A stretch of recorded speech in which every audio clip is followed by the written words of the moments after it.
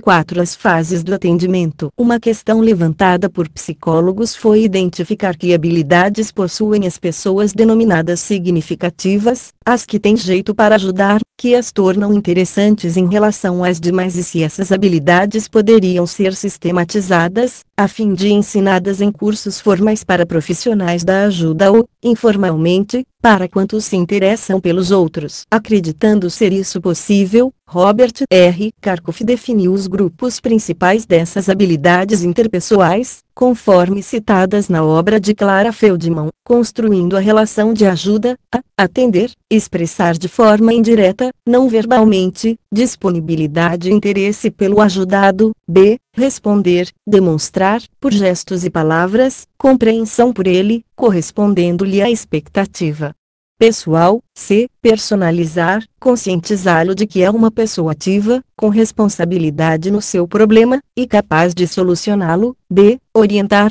saber avaliar, com ele, as alternativas de ação possíveis, de modo a facilitar-lhe a escolha, que é dele, da ação transformadora. Estamos denominando esses 4 grupos de habilidades do atendente fraterno ou ajudador, fases do processo de ajuda, porque elas estão sequenciadas e ordenadas de forma invariável. Uma depende da outra, a primeira sendo pré-requisito para a segunda e assim por diante. Por exemplo, não se pode orientar sem antes personalizar, ou seja, delinear metas para ajudar o atendido sem antes levá-lo à compreensão de sua experiência, da mesma forma que o personalizar depende de um conveniente responder, este de um adequado atender, tendo-se como certo que a má preparação de cada uma dessas fases pode comprometer irremediavelmente a fase seguinte e o próprio atendimento. Estabeleceu, ainda, o psicólogo americano citado, que a cada grupo de habilidades, ou fases, referidas corresponde uma reação favorável no ajudado, que deve ser cuidadosamente observada. Assim sendo, quando o ajudador, atendente fraterno, atende, e atende bem, o ajudado envolve-se, ou seja, adquire a capacidade de se entregar, confiante, ao processo de ajuda. Quando o ajudador responde bem, o ajudado explora-se, ou seja, adquire a condição emocional para perceber a situação em que se encontra naquele momento em que pede ajuda. Durante o personalizar deve acontecer o processo do compreender no ajudado, ou seja, ele ir mais fundo no exame de si mesmo a ponto de estabelecer, pela reflexão, ligações de causa e efeito entre os vários elementos presentes na sua experiência de vida de modo a definir aonde quer chegar. Por fim, a capacidade de orientar abre, no ajudado, a possibilidade para o agir, que é o movimento interno da alma para sair de uma posição psicológica desfavorável para outra mais adequada e felicitadora. Essa trajetória, que vai do envolver-se ação transformadora, talvez não aconteça plenamente num único encontro. Que hajam outros, não necessariamente com o mesmo atendente fraterno, e, por isso, voltamos a enfatizar a importância de se dispor,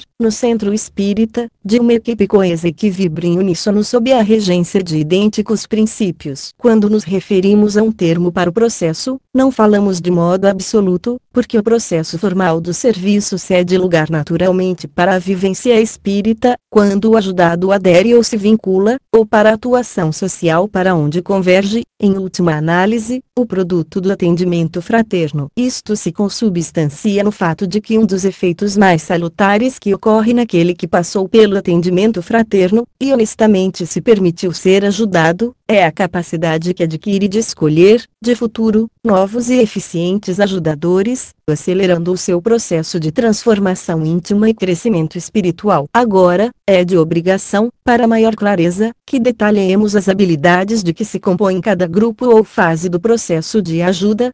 Atender envolve desde o cuidado com o ambiente físico, decoração, conforto, pessoal de recepção, ao próprio comportamento de polidez e de interesse do atendente, que deverá saber receber, ter postura adequada durante a entrevista, aproximar-se, não criar distâncias.